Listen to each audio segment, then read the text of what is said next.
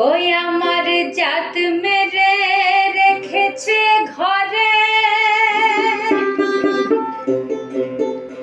গৌরাঙ্গ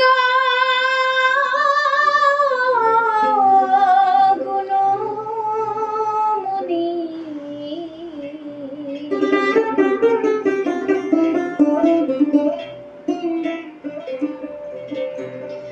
আর আমারে শুনে সজনী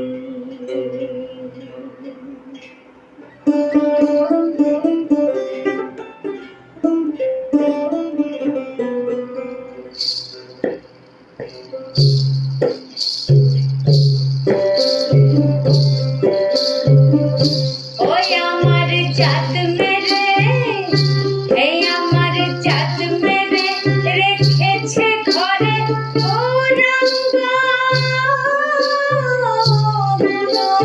গুণমণি আর আমারে শুনে সজনী আর আমারে শুনে সজনী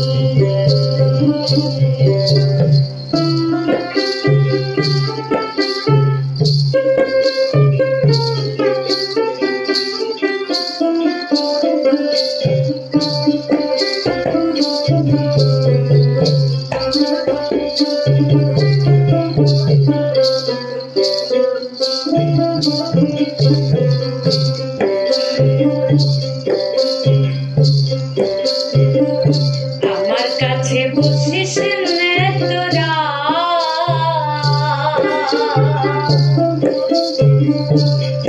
তোদের পাকা চুলে ধরবে পোকা হবি কান্দনা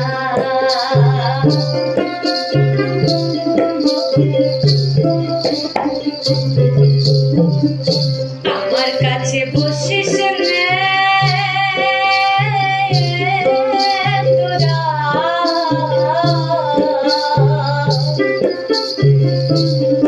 তোদের পাকা চুলে ধরবে পোকা হবি কান্দনা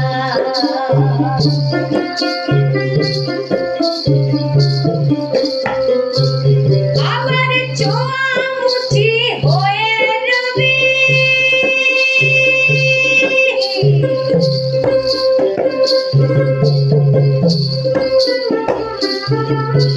চোয়ামুচি হয়ে রবি শেষে জাত লয়ে টানা টানি হাঁটতে পারে জাত লয়ে টানা টানি আর আমারে শুনে সজনী আর আমারে শুনে সজনী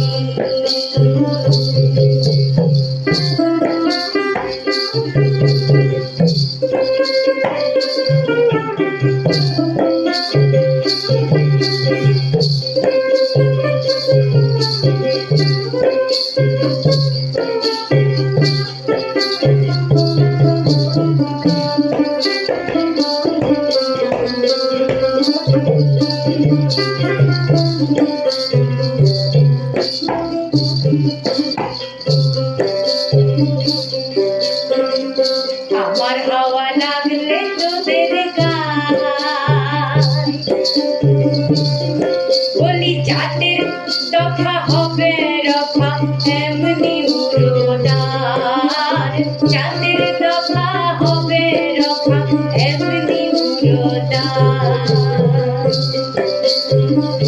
আমার হাওয়া লাগলে তোদের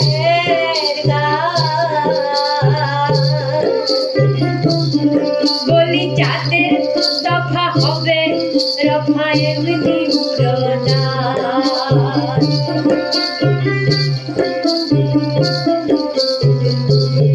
তাই শীঘ্র করে জাগা ঘরে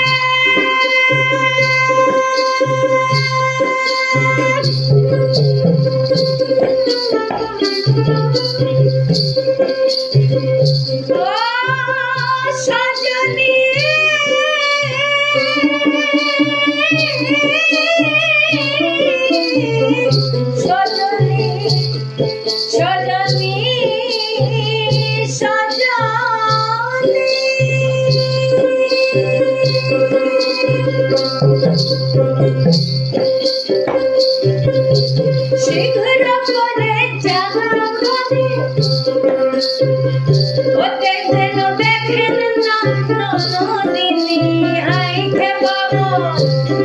যেন দেখেন ননদিনী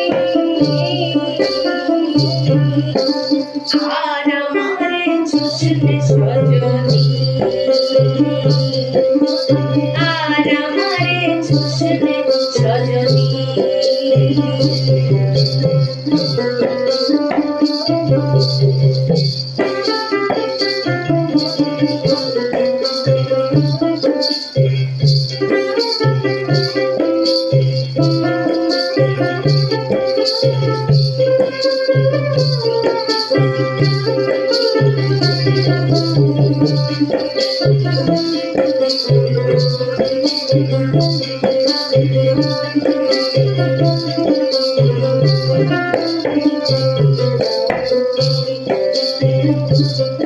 আমি ফুলের মূল তুলে ফেলি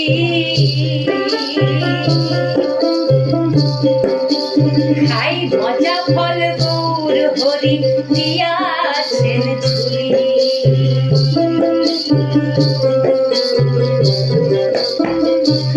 আমি ফুলের মূল তুলে ফেলি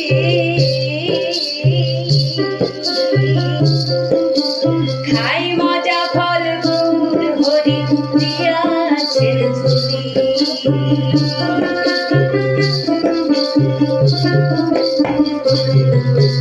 কান্থা ঘরে দাঁড়ে দাঁড়ে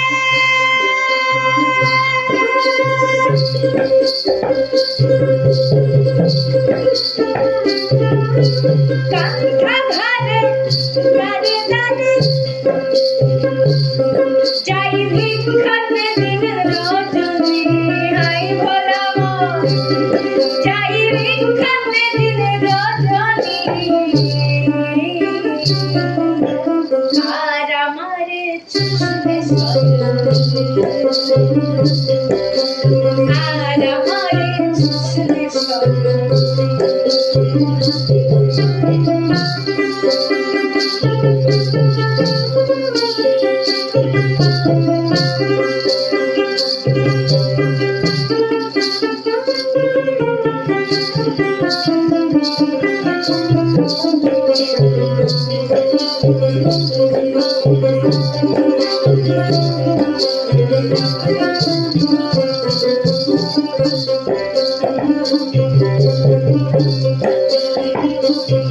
কাঙাল জাদু বিন্দু দাসের গান আমার ফুলের প্রদীপ গোসাই কবির জাতি গুলো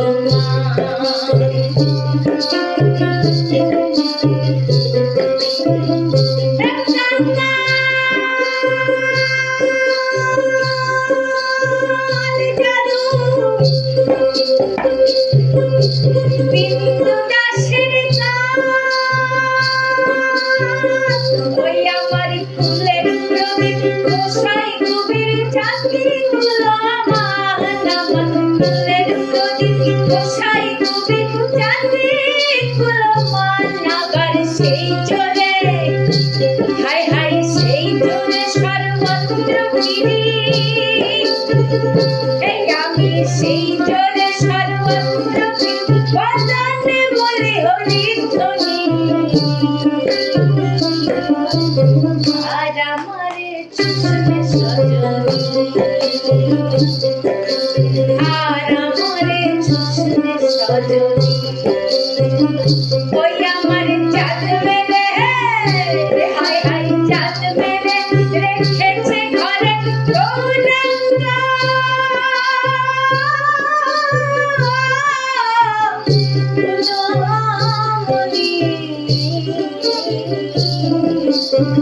আর আমারে চুষলে সজনী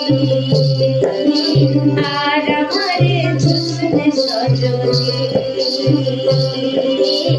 আর আমারে চুষলে সজনী আর আমারে চুষলে সজনী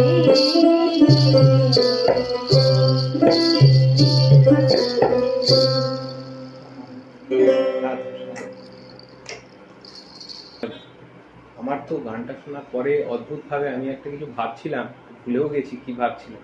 তবে যেটা মূল, যেই হঠাৎ করে গানটা শুনতে শুনতে মনে পড়লো যে এইটা একটা একটা কোয়েস্ট, যে একটা কালচারাল একটা গানের সাধনা থেকে সাধনাটাকেই যাপন করা, এই যে ট্রানজিশনটা, এইটা তোমাদের কেমন করে?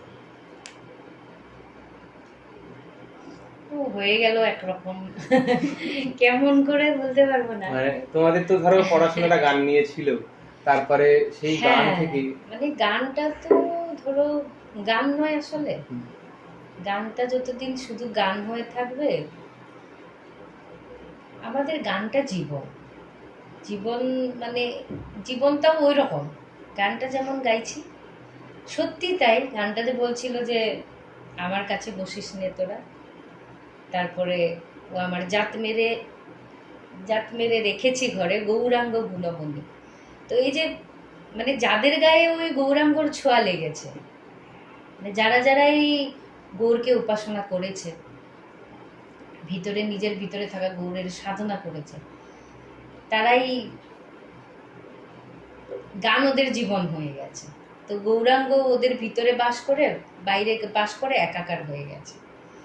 তো যখন বাউল গানটা বা বাউল, আমি বলি বাউল গানটা এই জন্য অন্য গানের থেকে আলাদা, মানে আমার ভুলও হতে পারে, পৃথিবীতে অনেক রকম গান আছে যতটা আমি জানি। ছোটবেলার থেকে অনেক গান গিয়েছি, ধরো ইন্ডিয়ান ক্লাসিক্যাল করেছি, বিভিন্ন ধরনের গান গিয়েছি, লোকসঙ্গীত গিয়েছি। আসলে কি হয়, ওই কোনোদিনও টোটালিটিটা ফিল করিনি আমি কোনো কিছুতেই। সুরটা আছে, কথা আছে, কিন্তু মনে হয় আমি গাইছি, কিন্তু ওই যাপনটা আমার মধ্যে নাই, এটা মনে হতো সবসময়। হয়তো একটা ধরো বিরাট প্রেমের গান গাইছি, ওই সময় আমার বিরহ চলছে জীবনে, কিন্তু গাইছি প্রেমের গান, ওরকম আর কি। তো জীবনের সঙ্গে মিলছে না সেটা। তো বাউলটা এই জন্য অসাধারণ, কারণ ওই যাপনটা করছি আর ওই গানটা গাইছি। আর গানটা ওই রকম, এই গানের বিভিন্ন স্তর আছে। আমি যে স্তরে আছি, যে স্তরটা আমি এখনো পর্যন্ত আমি উপলব্ধি করেছি, ওই স্তরের গানই গাই। তার উপরের গান গাওয়া যাবে না, কিন্তু সেটা গাইলে আবার ওটা আমার গান হবে না। যে সাধুরা বা সাধকরা সেই স্তরে রয়েছে, ওনারা গাইতে পারবেন ওই গান। তো যার জন্য এটা আলাদা, আসলে বাউল গানটা আলাদা, এটা যাপনই হয়েই যায়।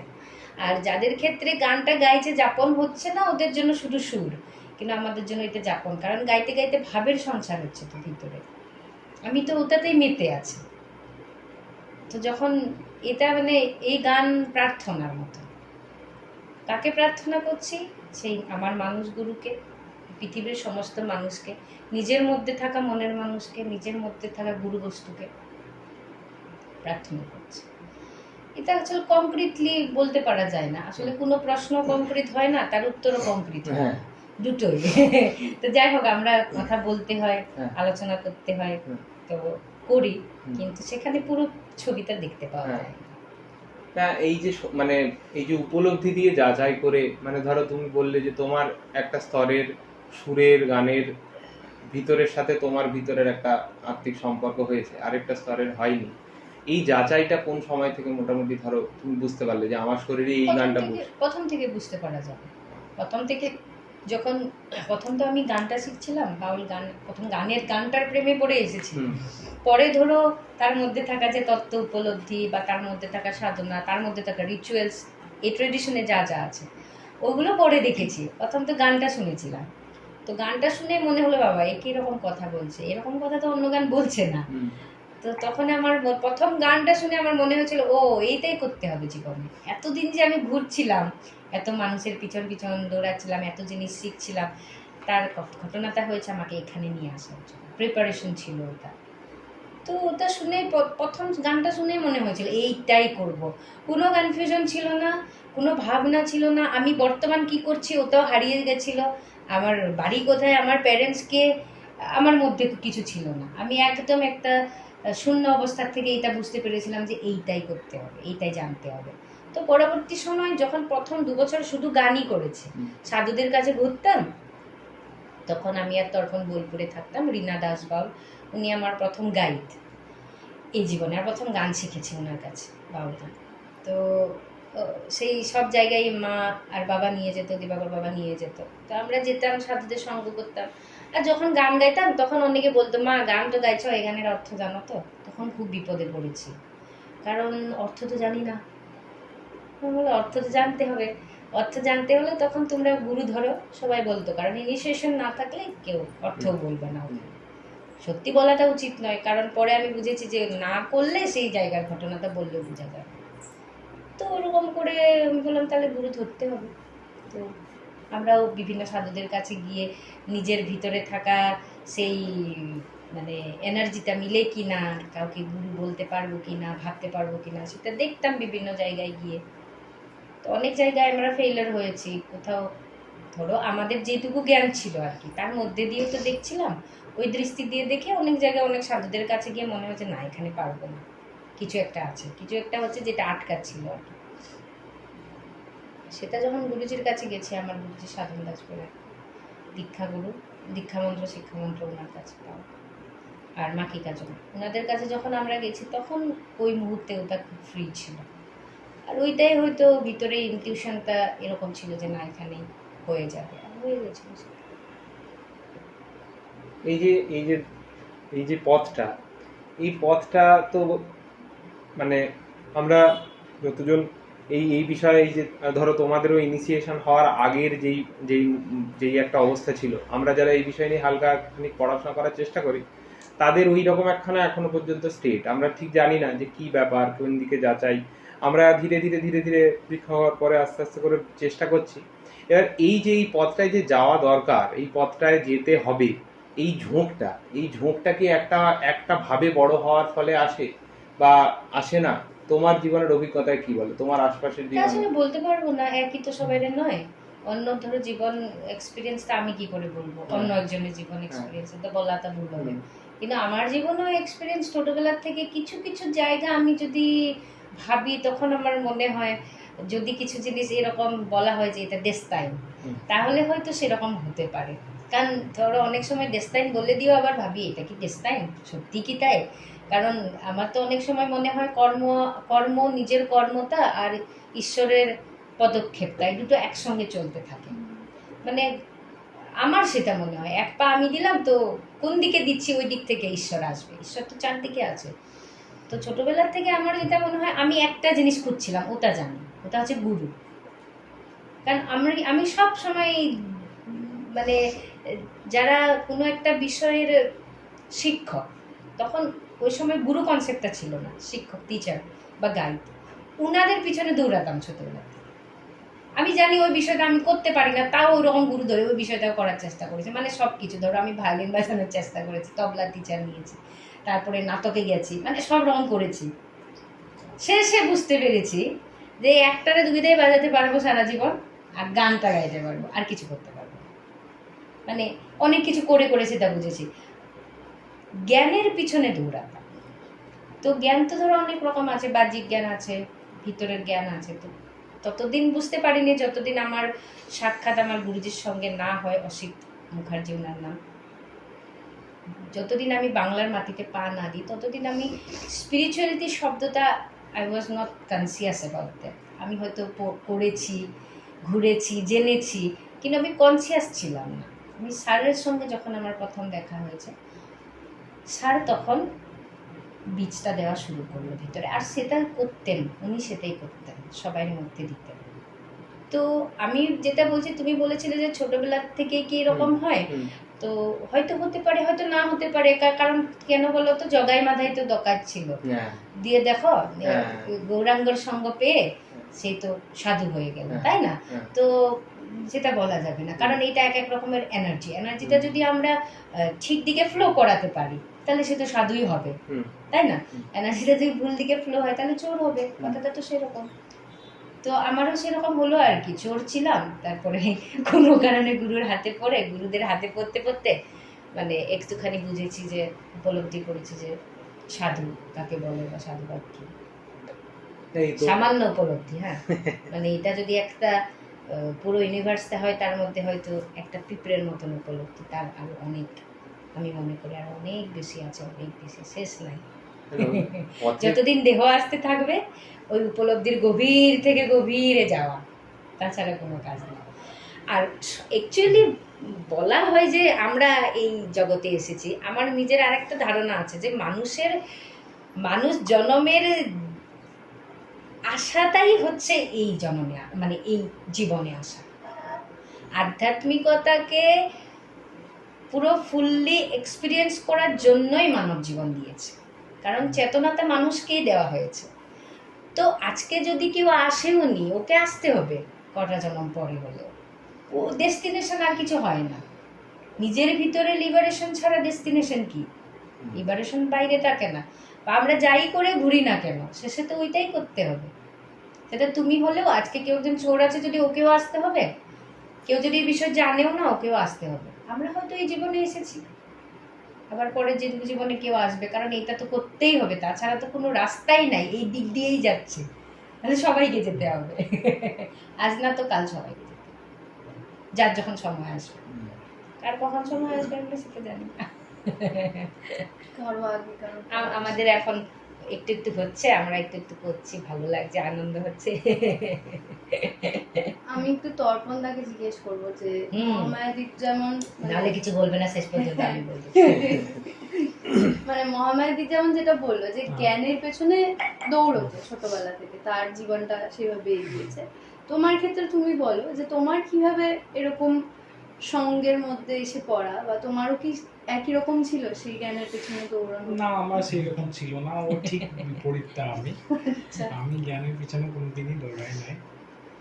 ছোটবেলা থেকে আমি নিজের মতো করেই থাকতাম, যেটা ভালো লাগতো সেটাই করতাম।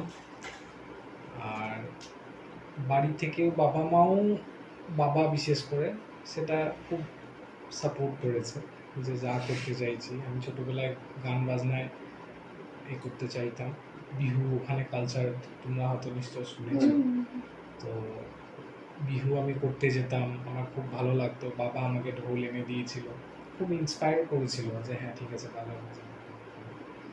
তো ওইভাবে আমি সময় কাটিয়েছি। জ্ঞান আমার অন্যভাবে আমি পাইনি। আমি যেটা করতে আমার ভালো লেগেছে, ওই জিনিসগুলো আমি ভালো করে করতে পারি। ওই জিনিসগুলোতে আমার আগ্রহ এসেছে,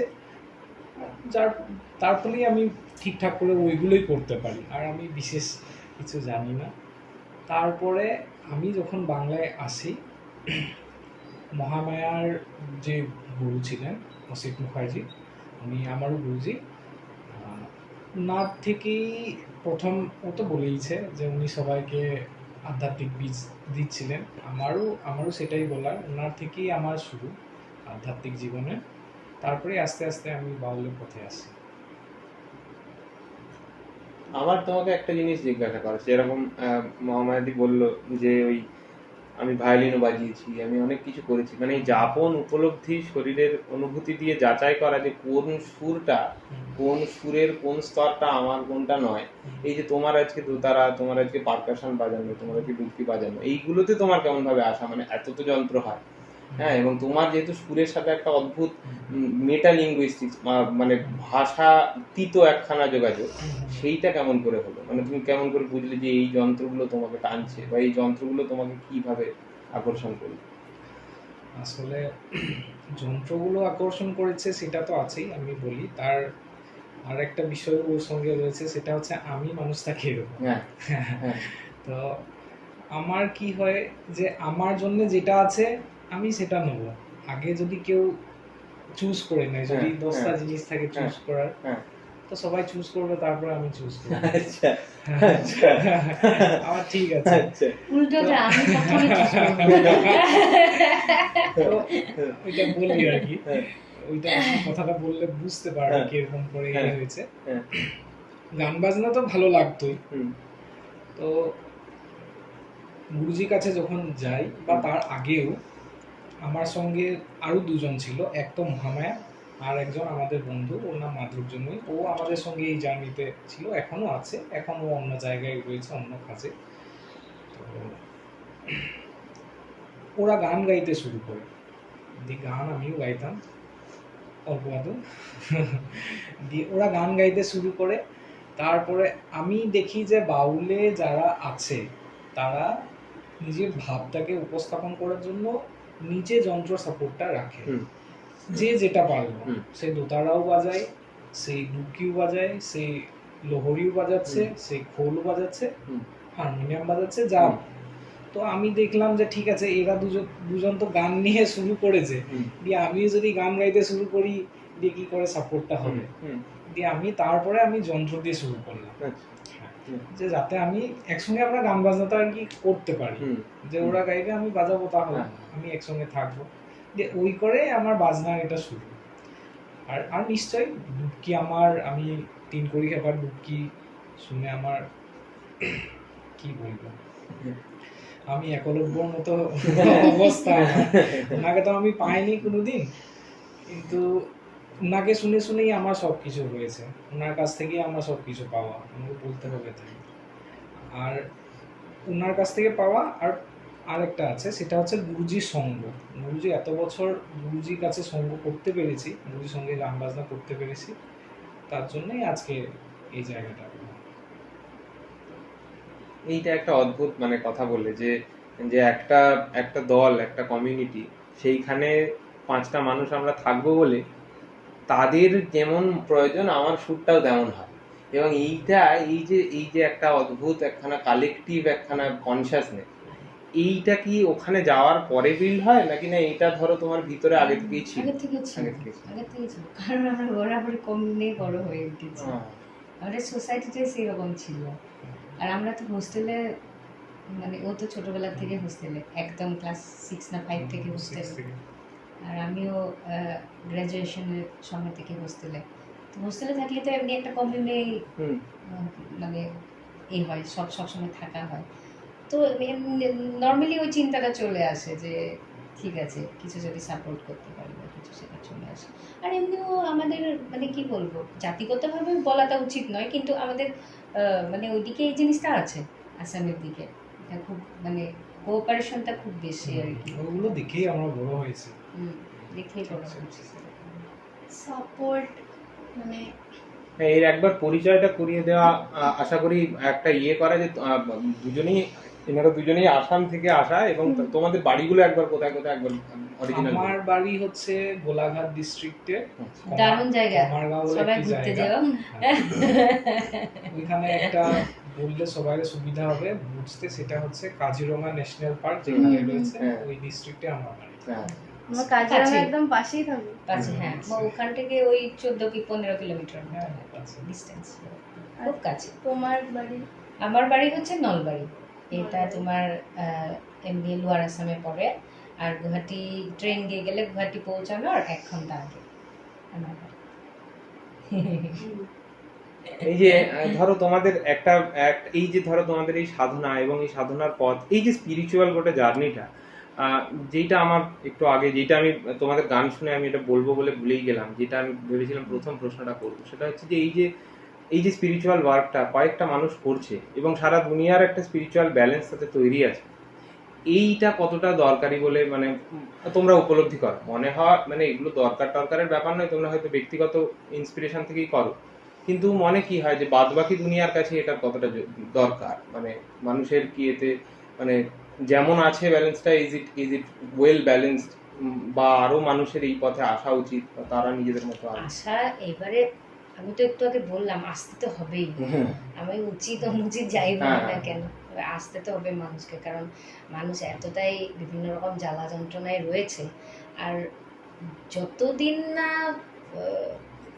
নিজে বুঝতে পারবে যে সবটাই আমার সঙ্গে যা হচ্ছে, যা ঘটেছে সবটাই আমিই করছি, আলটিমেটলি হচ্ছেটা সেটাই, যা আমি অ্যাকশনসগুলো নিচ্ছি, তখন পর্যন্ত না সে বাইরে যে একটা দোষারোপ করা মানুষকে হোক, সোসাইটিকে হোক, বা যা সোসাইটি বলি কি আছে, একটা শব্দ, মানুষ বলে একটা শব্দ, করছি তো আমরাই সব তৈরি করছি, তো সেটা ততদিন বুঝতে পারবে না, একজনকে দোষারোপ করতে থাকবে। তো এটা সত্যি করেই খুব দরকারি জিনিস, যে একজন মানুষের জীবনে একদম প্রাইমারি রিয়েলাইজেশনটাও যদি স্পিরিচুয়ালিটি চলে আসে, তাহলে ও শান্তিতে থাকতে পারবে।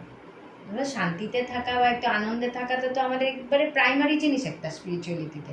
তুমি ওটা এমনিও করতে পারবে, গুরুর সঙ্গ যখন করা হবে মানুষ এমনি আনন্দে থাকবে, কারণ গুরুর এনার্জি তো ওটা, নিজস্ব এনার্জি দিয়ে পাচ্ছি না, সেটা গুরুর এনার্জিতে মানুষ আনন্দে থাকে, মানুষ ভুলে যায়, পৃথিবী ভুলে যায়, সেটা গুরুদের, যেনারাই গুরু হয়েছেন ওনাদের ওই ক্ষমতা আছে, সেইটুকুও যদি করতে পারে, তারপর আস্তে আস্তে সেই আরো ধ্যানের গভীরে যেতে পারবে, আরো নিজের জীবনে নিজের দেহে অন্যান্য জিনিসগুলো উপলব্ধি করতে পারবে, সেগুলো পরে ওগুলো আরো ভালো লাগবে, নতুন নতুন ডিসকাভারি হবে নিজের সঙ্গে। কিন্তু তার জন্য প্রথম যে স্টেপটা, যে আমি নিজেকে দেখব, আমি নিজেকে উইটনেস করব, এই যে নিজেকে উইটনেস করা জিনিসটা, এইটা এমনি বলে দিলাম একটা বাক্য শেষ হয়ে গেল, কিন্তু এইটাই তো জনম জনম ঘুরেও মানুষ করতে পারে না, একটার পর একটা জনম নিচ্ছে কিন্তু হচ্ছে না। এবার দেখো আরেকটা খুব মিস্টেরিয়াস জিনিস, কেন হচ্ছে না আমরা জানি না। কারোর হয়ে গেল, কারোর এখনো হচ্ছে না, এবার কি বলবো, ওকে তো আর দোষ দেওয়া যাবে না, কোনো কারণে হচ্ছে না, কোনো কর্মফল আছে, কিছু কাটাতে হবে, কিছু করতে হবে, ওগুলো বলা যায় না। ওই জন্য বলা হয় যেটা যখন সময় ঠিক হবে, ডিভাইন টাইমিং, এটা তো বাস্তব, ওটা হবে তখন। কারণ ওটা সেটা চলছে কি করে, দেখো এত বড় একটা ইউনিভার্স চলছে কি করে, আমরা তো কিছুই করছি না, তাই না? কিন্তু অথচ এরকম যে আমরা সবই করছি, মানে প্যারাডক্স আর কি। হ্যাঁ, এই অদ্ভুত না এই এজেন্সিয়ালিটিটা, যে কতটা আমার হাতে এবং কতটা আমার হাতে নয়। তবে এই পরীক্ষিত একটা দিয়েছে জিনিস। ঈশ্বর, সেটাও দিয়েছে ভাগ হ্যাঁ। করে। কিছু কিছু জিনিস আছে হ্যাঁ তোমারই হাতে বটে, হ্যাঁ, বলতে পারবে তুমি, হ্যাঁ, হ্যাঁ। কিন্তু কিছু কিছু জিনিস আছে তুমি জীবনে করে যতই চেষ্টা করো তোমার হাতে নাই, ওটা তুমি করতে পারবে না, ওটা সম্ভব নয়। ওই জন্য একটু আগে বললাম আমি, যে নিজের কর্ম আর ঈশ্বরের আশীর্বাদ দুটো সমান সমান আসতে থাকে জীবনে, যেদিকে কর্ম, যেদিকে পা ফেলবো ওদিক থেকে আসবে, তাই না? কেউ যদি এরকম ভাবে যে আমি আজকে সারাদিনে এরকম করে চুরি করবো, ওটা একটা কর্ম, তো করছে তো বটে, ওকে হেল্প করবে কিন্তু ঈশ্বর ওই জায়গায় তোমাকে করার জন্য যে দরকার যা যা করার এইটুকুতে হেল্প করবে, কারণ তুমি ওইদিকে যেতে চাইছো, এক্সপিরিয়েন্স করে নাও ওটাও। আবার কেউ যদি ভাবে যে না আমি আজকে ভালো করে ধ্যান করবো, বসবো, আজকে ভালো করে যোগা করবো, যাই হোক প্রার্থনা করবো, তুমি ওদিকে পা দিচ্ছ, ওই দিক থেকে ঈশ্বরের আশীর্বাদ আসবে, সব দিকে আছে।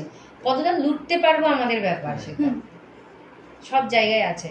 মানে আমারও নিজের অনেক আগে জাজমেন্ট ছিল যে এখানে যাব না, এটা করবো না, অবশ্যই থাকে একটা সময়। আর আনন্দী বা হরিপ্রেম ওনাদের কাছ থেকে আমি যেটা শিখেছি, বা গুরুজির কাছ থেকে, যে বটেই কিন্তু সেটা, যে প্রথম একটা সময় এরকম হবে যে শুধু গুরুর কাছ থেকেই থাকো, কাছেই থাকো, কারণ ততদিন তো আমি ফেস করার মতন বা ওই এনার্জিতে যাওয়ার মতন আমার ক্ষমতা হয়নি, গেলে তো ঘেটে যাবো। প্রিপারেশনটা হয় শরীরের আর মনের যখন সেই আবরণটা যখন আমি নিয়ে আসতে পারবো আমার এনার্জি বডিতে, তখন আমি যেতে পারবো, কারণ তখন আমি কাউকে ওই এনার্জিটা দিয়েও আসতে পারবো।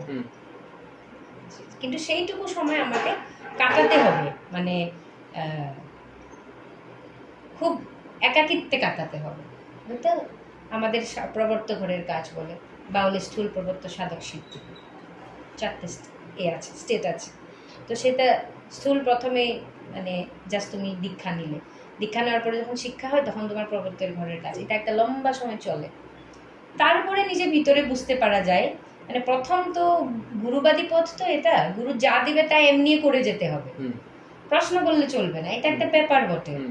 আমিও কিন্তু সেটা বুঝতে পারছিলাম না, প্রশ্ন ছিল, অনেক লজিক ছিল, কিন্তু আমি অ্যাকচুয়ালি পরে দেখলাম যদি কেউ এরকম ক্ষমতা থাকে যে আমি এসে সারেন্ডার করতে পারি, তাহলে কিন্তু ও আরো তাড়াতাড়ি এগোবে। কারণ কেন কি, গুরু যা দিচ্ছে সেই জিনিসটা যদি আমি করতে থাকি নিজের মধ্যে, 3-4 বছর তুমি করলে, তো তারপর একটা এমন উপলব্ধি চলে আসবে, বা 5 বছর করলে তখন সাধকে উপনীত হয়ে যাবে মানুষ, সাধকের স্তরে চলে যাবে। সেই সাধকের স্তরটা অনেক বছর বা অনেক জন্ম হয়তো চলবে, তারপরে সিদ্ধি আসবে। কারণ এই প্রবর্তের ঘরটাতে আমরা সত্যি কিছু বুঝতে পারি না, শুধু করতে থাকতে হবে, গুরু যাই বলছে করতে থাকতে হবে, গুরুর উপর বিশ্বাস রেখে, যার জন্য বিশ্বাসে মিলাই বস্তু তর্কে বহুদূর। আমার জীবন দিয়ে আমি সেটা ভালো করে বুঝতে পেরেছি। আরো অনেক জিনিস বিশ্বাসে মিলাই বস্তুতে যদি আমি থাকতে পারতাম আরো অনেক ভালো হতো, কিন্তু তর্ক হয়ে গেল, বহুদূর হয়ে গেছে যার জন্য। কিন্তু সেটাও ঠিক আছে, ধরো ওইটা আমাকে করতে হবে, কারণ আমি ওরকম ভক্ত ছিলাম না আসলে, ওটা ছিল না আমার মধ্যে।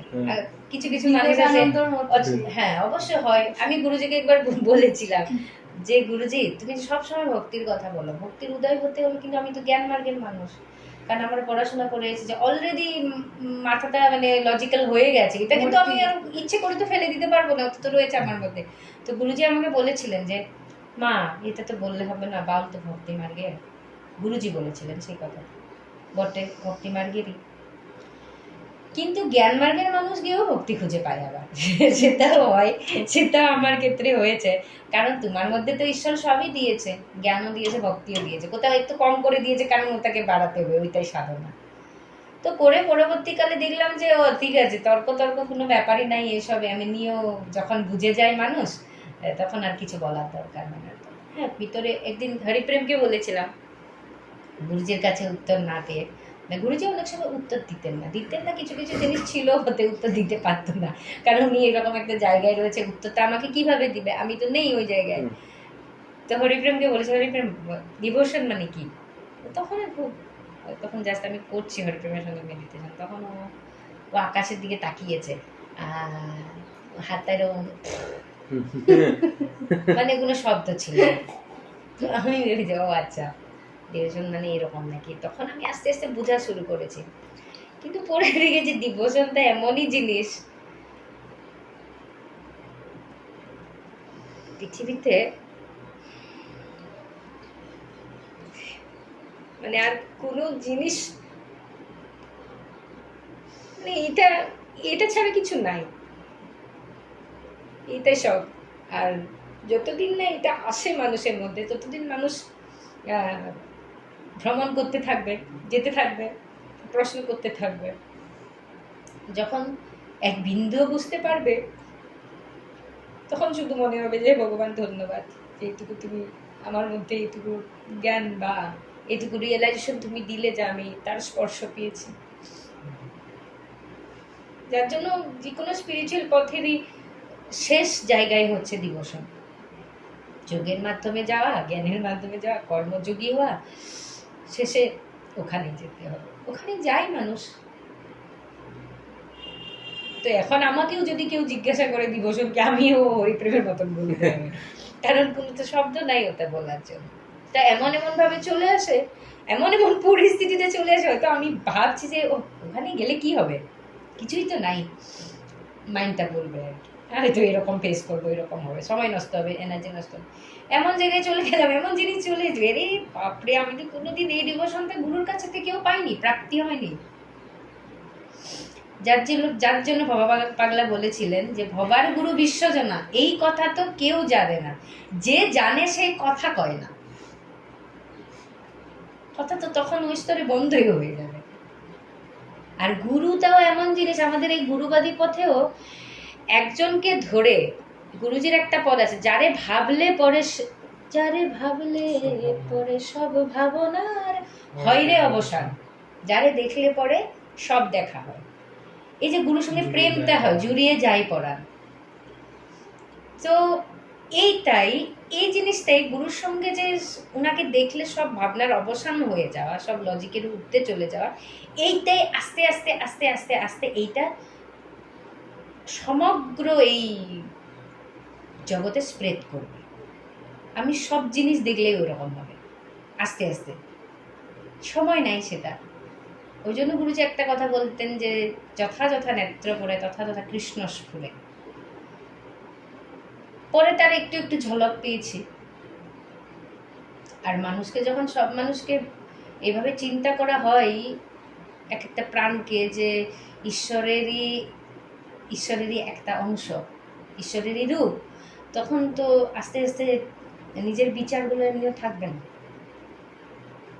বিচার করে তুমি কাউকে পাওয়া যায় না, বিচার করে প্রেম পাওয়া যায়, বিচার করে কিছু জ্ঞান পাওয়া যায়, যেই জ্ঞান কাজে আসে না।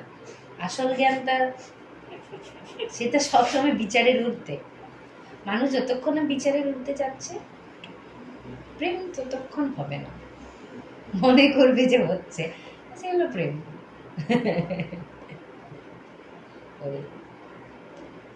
কিন্তু বাস্তব কথা, মানে এই আমার হচ্ছে এইরকম ব্যাপার আর কি। আমি ওই জ্ঞান মার্গের পড়াশোনা করে এসেছি। তবে তুমি যা বললে আমি তাই কিন্তু ভাবি, সুন্দর মার্গ, জ্ঞান মার্গটা সুন্দর মার্গ, কারণ যারা জ্ঞান মার্গের হয় না, ওরা আবার দেখো জ্ঞানটা প্রথমে নিয়ে নেয়, তো যার জন্য ওটা ফুলফিল থাকে, যে কাউকে যদি তোমার ভবিষ্যতে কিছু বলতে হয় তোমাকে কাজ দিবে, কোনো কিছু অকারণে হয় না। ওই জন্য বলা যাবে না আমরা যেটা করছি সেটা শ্রেষ্ঠ। আর শুধু মানুষই নয়, সবাই তো সবাই জিনিসই এই ব্রহ্মাণ্ডে যারাই রয়েছে সবাই সেবার কাজেই আছে। মানুষই হোক, গাছই হোক, ঘাসই হোক, মাটি হোক, হাওয়াই হোক। আমার প্রথমে মনে পড়ে গেল তুমি যখন বললে না যে ওই পরীক্ষিত হওয়া আর কি, নিজের বাইরে বেরিয়ে নিজেকে দেখা। প্লেটো সে কবে বলে গেছিল, আমরা সব পড়েছি, সব ঘোড়ার ডিম, কিছু তো বুঝতে পারিনি। হ্যাঁ, যে অপরীক্ষিত জীবন বেঁচে থাকার কোনো মানে নেই, unexamined life is not worth living. আবার দ্বিতীয় যখন তুমি কথাটা বললে যে ওই যে যখন যখন বিচারের ঊর্ধ্বে মানুষ চলে যায় তখন আর কথা আসে না, সেই কথাই আবার এখন ফিলোসফার বহুদিন আগে বলে গেছিল উইটগেনস্টাইন, যে every path of self realisation is a metalinguistic path. সেখানে আর ভাষা আসে না। সবই লোক বলে টলে গেছিল আর কি, যারা জ্ঞানের মার্গেরও লোক, কিন্তু উপলব্ধিগুলো মোরালেস তাই একই টাইপের, কিন্তু ওই বুঝতে গেলে একটা সাধনা তো দরকার। হ্যাঁ, এবং তাই, যাপনটা দরকার। একদম তাই। এবং সেইখানেই তুমি যখন বললে যে আমি উপলব্ধি করতে পারি আনন্দ দিদির কাছে এসে, এই একটা অদ্ভুত, যে দিদির কাছে এলেই একটা আনন্দ, এই যে গুরুর কাছে থেকে গুরুর বেশি। নামটাই তো এমন নাম রেখেছে যেতে হবে। যে এই আনন্দ কিছু নেই, মানে জীবনের সমস্ত দুঃখ যেন কোথায় গিয়ে হারিয়ে যায়। তো এইটা একটা অদ্ভুত অভিজ্ঞতা। মানে সবখানে তাকেই দেখতে পাওয়া, তো মানে এটা খুব সব হাড়ে হাড়ে উপলব্ধি করা আর কি, যে সব জায়গায় তাকেই দেখতে পাওয়া, যেখানে যাচ্ছি তাকেই ভাবার, তাকেই, তারই মনে হয় যে তারই এক একটা অংশ চারিদিকে ছড়িয়ে থাকা। তো আমি আরেকটা জিনিস আমি একটু আসতে চাইবো, সেটা হচ্ছে যে তোমরা যেহেতু দুজনই একটা অনেক বড় একটা কমিউনিটিতে বড় হয়েছো, কমিউন লাইফ লিড করেছো, দুজনের মতন আলাদা আলাদা ভাবে, কিন্তু এখন যেটা আমাদের চারপাশে শহরে আরো বেশি করে দেখা যায়, যে তুমি বললে যে ওরা দুজন গান করছিল, তো আমি তখন ভাবলাম যে আমি ওদেরকে সাপোর্ট দিতে পারি। তো সেখানে আমাদের শহরের ক্ষেত্রে দেখা যায় যে আমাদেরও যেভাবে বড় হওয়া, যে তোমার ভেতরে যদি যে গুণ দেওয়া হয় কোনো, সেটাকে তুমি কতটা দেখাতে পারবে, কতটা বেশি সেটার প্রচার পাবে, কতটা লোকে তোমায় যেটা বলছে সেই মানে কি বলছে সেটার উপর ডিপেন্ড করবে তুমি কতটা কোন স্ট্যান্ডার্ডে আছো তুমি। তো সেখানে যদি 4টে মানুষ গান জানে, তো তার মাথায় কখনো এটা আসবে না যে আমি তাহলে কি করে সাপোর্ট করতে পারবো, তার মনে হবে যে আমার গলাটা কিভাবে বেশি করে শোনা যাবে। এবং সেটা আমাদের প্রত্যেকের ভেতরে, আমরা যেভাবে এখানে যেভাবে আমরা বড় হয়েছি সেটা দেওয়া হয়েছে। তো ওরকম ভাবে আমারও ঠিক ওরকম মনে হতে যাচ্ছে, এরকম কেন, মানে জিনিসটা, এটা তো একটা ভারসাম্য, একটা ব্যালেন্স, সেটা কোথায়, সেটা কেন নেই। তো সেই শহরের যে, এবং সেটাতে তাদেরও আমি দোষ বলবো না, তারাও এটা একটা ধরো 100-200 বছর ধরে সেটা একটা মানে যদি বলি নষ্ট হয়ে গেছে, সেইটা কোথাও গিয়ে হারিয়ে গেছে। তো সেই সমস্ত মানুষদের ক্ষেত্রে যারা ওই জায়গাটায় হারিয়ে গেছে, এবং আমরাও সেই জায়গা থেকেও এখন আমাদের গুরুকে পেয়ে আমরা কোথাও গিয়ে জানি যে আমরা আছি ঠিক জায়গাতে, তো তাদের ক্ষেত্রে তোমরা কি বলবে, যারা আমরা প্রার্থনা করতে পারি।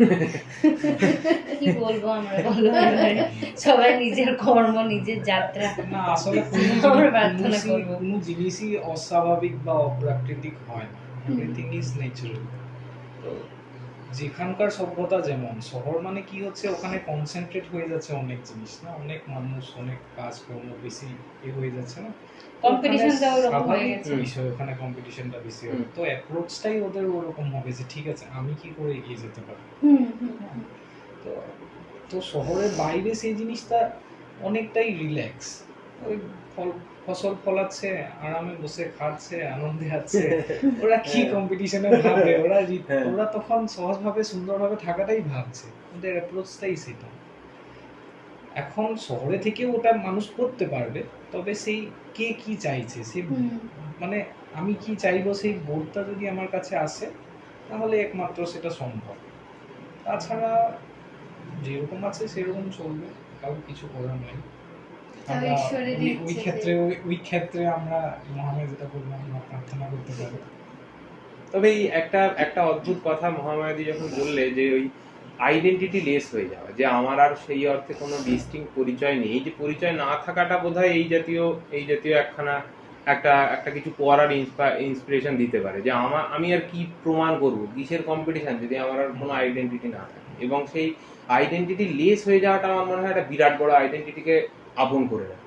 যে এত আমি তুমি তো সবাইরে হ্যাঁ, হলে তো হ্যাঁ এবার আইডেন্টিটি নেই মানে কি, একটা তো নাম থাকবে, ধরো হ্যাঁ, মানুষকে হ্যাঁ, ডাকতে হলে ওর হ্যাঁ, কাছে হ্যাঁ, যেতে হলে হ্যাঁ, একটা অ্যাড্রেস বা একটা নাম যেমন দরকার।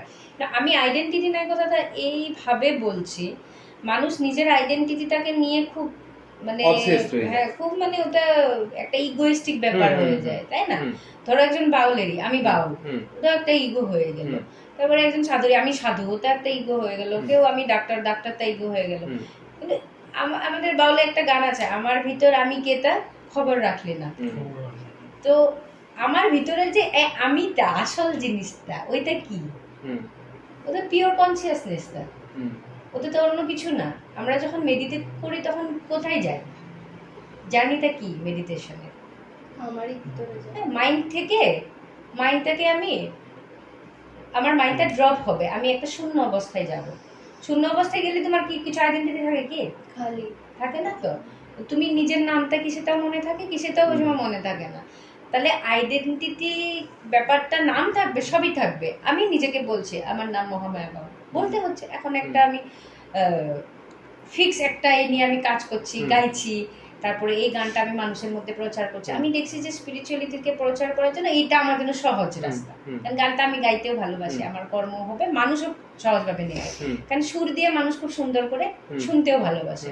তো আমি বললাম মহামায়া বাউল। এবার মহামায়া বাউল শব্দটা যদি আমার মধ্যে যদি একটা অহংকার চলে আসে, তাহলে সেটা হবে না, তাহলে সেটার কোনো মানে হলো না। ওই আইডেন্টিটিটা বলছে, একদম ওইটা যুদ্ধে মানুষ এই হয়ে যাচ্ছে, তাই না?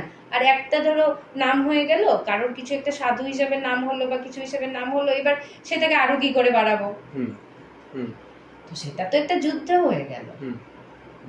তো আমি যদি বস্তুধন পাই, আমি যদি গুরু বস্তুধন পাই, তাহলে তো আমার অত ছুটাছুটির দরকার নাই। তো গুরু বস্তুধন পেলে তাহলে আমি সুন্দর নিজের মধ্যে বসে নিজে ধ্যানে থাকতে পারি, প্রার্থনায় থাকতে পারি।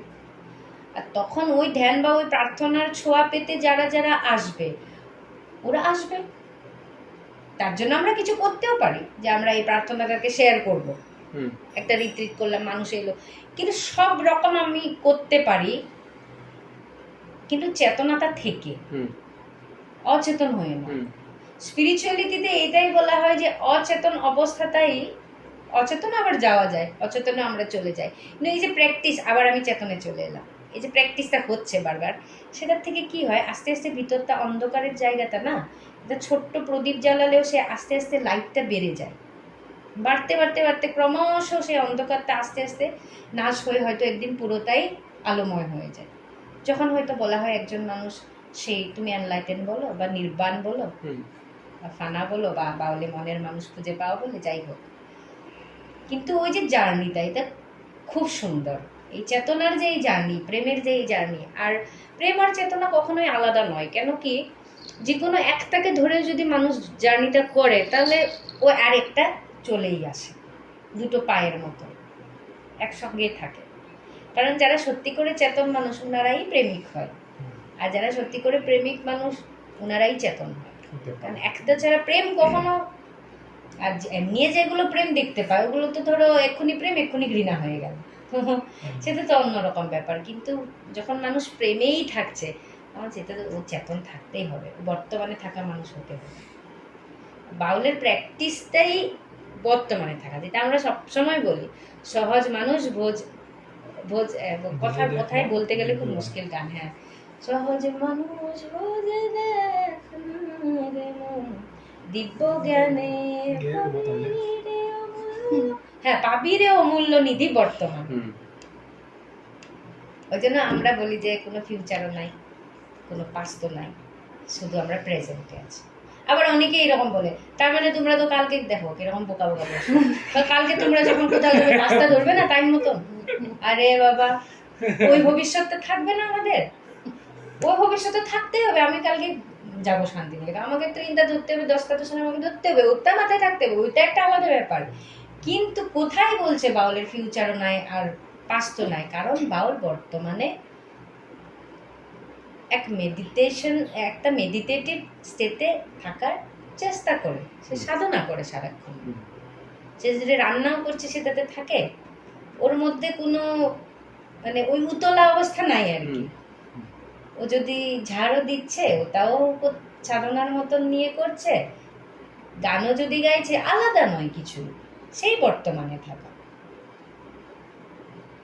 যেটা ফিয়ারলেস, যেটা সো কল্ড মানুষ যেটা সিকিউরিটি বলে হাবাথুরি খাচ্ছে এখন, মানে যেটাই কোনো সিকিউরিটির অ্যাংজাইটি বাইরে, হ্যাঁ ওই অ্যাংজাইটি নেই। উত্তেজনা নেই। হ্যাঁ হ্যাঁ আর সে দেখো আবার এগুলোও থাকতে পারে, নেই বলা যাবে না। আমি যার জন্য বারবার একটা কথা বলছি যে প্র্যাকটিস করে, যার জন্য 24 আওয়ার্স প্র্যাকটিস, প্রসেসের মধ্যে একবার ঢুকে গেলে সেটা বাড়তে থাকবে।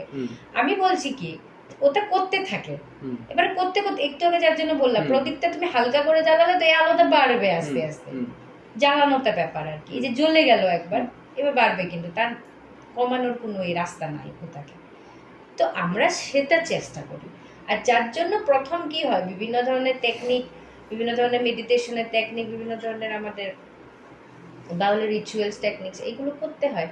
কারণ দেখো একটা নর্মাল লাইফ থেকে এসে হঠাৎ করে দীক্ষা নিয়ে আমরা তো বুঝতে পারবো না কি জিনিস। তো আমরা যখন বসি গুরুদের সঙ্গে, যখন ওই সাধনাগুলো করি, তখন আমরা আস্তে আস্তে বুঝতে পারি না এখন সাধনা করতে হবে, তখন ওই রকমটা ঠিক 1 ঘন্টা বসতে হবে, কারণ ওইটা তখন খুব জরুরি। ওই 1 ঘন্টার মধ্যে যে এই বসতে বসতে 1 ঘন্টা 2 ঘন্টা 3 ঘন্টা বসতে বসতে 4-5 বছর 6 বছর 7 বছরে যে অনুভবটা আমি শরীরে নিয়ে নিলাম, এইবারে এই অনুভবটা ব্রেক হবে না। এইবারে কি হবে, আমি সব সময় এটাকে রাখার একটা প্রসেসটাই থাকতে পারবো। যার জন্য প্রথমে এইগুলো করানো হয়, অত্যন্ত দরকারি। এই স্পিরিচুয়াল প্র্যাকটিসগুলো অত্যন্ত দরকারি। পরে একটা সময় নিজে বুঝতে পারা যাবে যে হ্যাঁ ঠিক আছে, এইটুকু করলাম, এইটার মধ্যেও ওই ভাবটাই চলে আসছে, এটাও করছি, ওটা, তখন স্প্রেড করবে সব জায়গায় জীবনে। এবার এই শহরের জীবনে বা এই আইসোলেটেড লাইফে বা এই আরবান একখানা অদ্ভুত যেটা আর কি কমিউন কেন্দ্রিক জীবনের চাইতে সম্পূর্ণ ভিন্ন, সেইখানে কি এই প্র্যাকটিসগুলো করা সম্ভব নাকি না ওই একটা context is very necessary for মানে এই একটা যাপন বা এর হয়তো কিছু অংশ মানে যেগুলো করলে হয়তো এই জাতীয় বোধ মানুষের আসতে পারে, এই জাতীয় রিয়েলাইজেশন আসতে পারে, বর্তমানে থাকার মানুষ চেষ্টা করতে পারে, এক একটা কাজে নিমজ্জিত হতে পারে, সেইখানে দাঁড়িয়ে অ্যাংজাইটি বিহীন একটা জীবনযাপনের কি চেষ্টা কেন করতে পারবে? তবে আরেকটা জিনিস, বীজ তো পাথরে দিয়ে হবে না, তো মাটিতেই দিতে হবে। তো ওকে সঙ্গ করে হোক বা যাই করেই হোক, ও গুরুর সঙ্গে যাতে সেই গুরু শক্তিটা ওর কাছে আসতে থাকে, সেই ব্যবস্থা ওকে করতে হবে। যে কোনো মাধ্যমে হোক, নিজে গিয়ে সঙ্গ করে হোক বা ফোনে হলেও দেখে ওনার সঙ্গে কানেক্ট করে থাকা হোক, যে কোনোভাবে যেভাবে সুবিধা, কিন্তু মূল ব্যাপারটা হলো সেই শক্তিটা যেন আসতে থাকে। সেটা করতে থাকলে সে থাকতে পারে, মানে আকাশ থেকে হবে না, মানে এমনি সেই হতে পারে কোনো যুগে যুগ করে কোনো একজন দুজনের হতে পারে, বলবো না একবারে হবে না, কিন্তু আমার যতদূর মনে হয় গুরু সঙ্গটা খুবই দরকার। তার সঙ্গ না করলে কি করে ভিতরে ঢুকবে? সেই আভাসটা না পেলে, এই রিসেন্টলি একটা কথা আমরা বলছিলাম, সেটা হচ্ছে আমরা একটা কলকাতার একটা অনুষ্ঠানে আমাদেরকে ডেকেছিল। যাই হোক, অনুষ্ঠানটা তো আমাদের জিনিস নয়, এটা গুরু শক্তি, এটা হ্যাঁ, এটা আমরাও আমাদের গুরুদের কাছ থেকেই পেয়েছি, ওই ভাব আমরা ওদের মধ্যে থেকেই পেয়েছি। তাছাড়া তো অসম্ভব, আমরা আগে যেরকম ছিলাম সেটা তো আমাদের মধ্যে ছিল না, আমরা এক জায়গা থেকে পেয়েছি। আবার আমাদের গুরুরাও ওদের গুরুর কাছ থেকে পেয়েছে, ওইভাবেই জিনিসগুলো আসছে, এইভাবেই সবাইদের কাছে পৌঁছে যাচ্ছে। তো হ্যাঁ, তো ওই নদীটার কাছে থাকতে হবে, হ্যাঁ, যেভাবে হোক। এবং যাদের থাকার তারা ঠিক চলেও আসে, তারা ভিতরে তৃষ্ণা বেড়ে গেলে তখন কি করে এই করবে, থাকবে তুমি, তখন তো তোমাকে যেতেই হবে, করতেই হবে। আমাদের মানে এই কনভারসেশন শুরু হলে আর শেষ হতে চায় না স্বাভাবিকভাবে, কিন্তু প্রত্যেকটা পর্বের তো একটা নির্দিষ্ট একটা টাইম থাকে। তো আমরা শুরু করেছিলাম গান দিয়ে, ছোট করে একটা কিছু গান দিয়ে শেষ হোক। ঠিক আছে, তর্পণ দা একটা শোনা না, আজকে মহামায়া শোনা, শুরুটা তো মহামায়াদি করলো, দুজন মিলেই করো কিছু গাও, তুমিও গাও। রাধা গোবিন্দের যুগল মিলন হেরোর নয়ন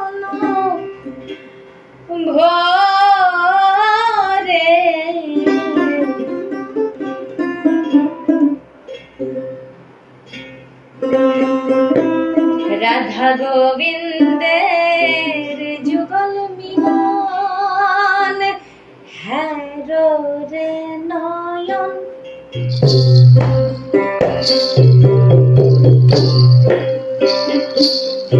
একবার হ্যারো রে নয়ন,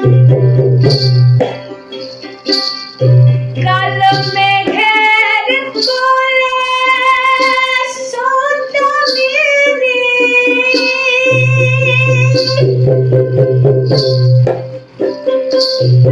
কালো মেঘের কোলে সন্ধ্যা যেমন শোভা করে, হাই হাই যেমন শোভা করে, রাধা গোবিন্দের যুগল মিলন, হ্যারো রে নয়ন রে। রাধা গোবিন্দের যুগল মিলন, হ্যারো রে নয়ন, হ্যারো রে নয়ন। একবার হ্যারো রে নয়ন, হ্যারো রে নয়ন।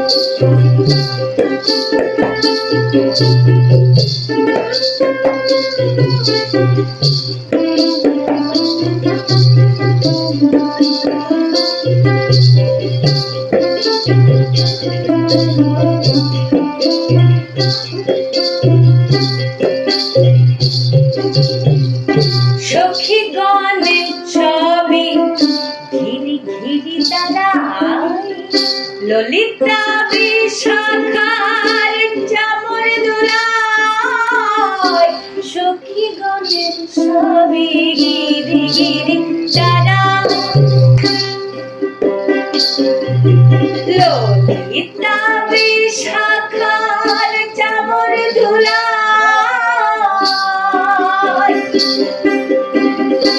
ময়ূর নাচে নাচে ভ্রমরে তন জোগায়,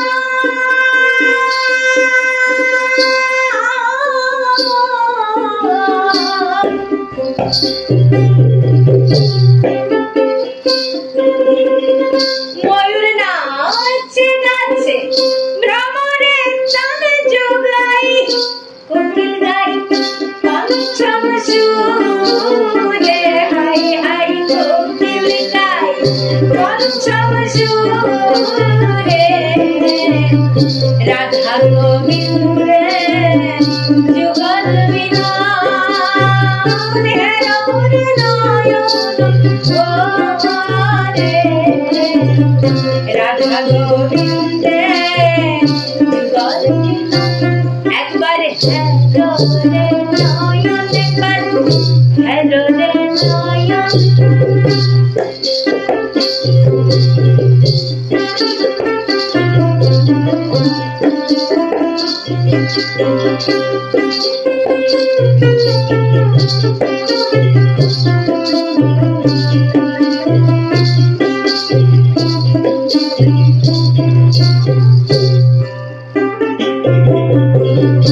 রাধা গোবিন্দের যুগল হলো, বদন ভরে একবার হরি হরি হরি বল, হরি বল হরি বল, হরি বল হরি হরি বলা।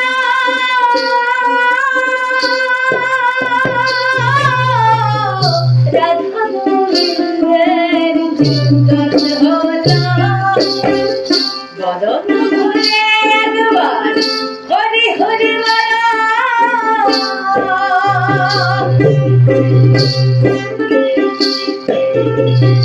রাধা শ্যাম দাসের জনম সফল হলো,